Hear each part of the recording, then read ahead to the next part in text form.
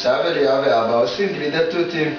קודם כל, שופכים כוס של תותים מרוסקים. בוא נשפוך. נשפוך אליה. יופי. רגע, עכשיו יש לנו עוד.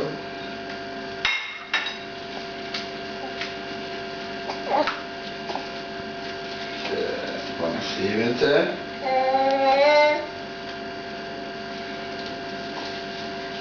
הנה תותים יוצאים לנו פה, איזה יופי. נו, התות החמקמק. יפה מאוד. דבר ראשון, אז שמנו כוס תותים, וכמובן היה כוס ועברנו לסכין.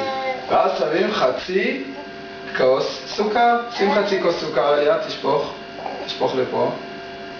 יופי, אליה, נו תשפוך. כן, מצוין. ואז שמים חלבון ביצה.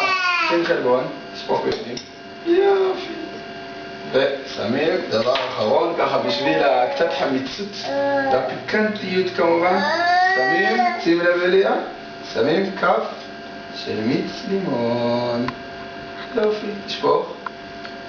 יופי. מצוין, ואז סוגרים. אליה, תשים ידיים חזק על המיקסר.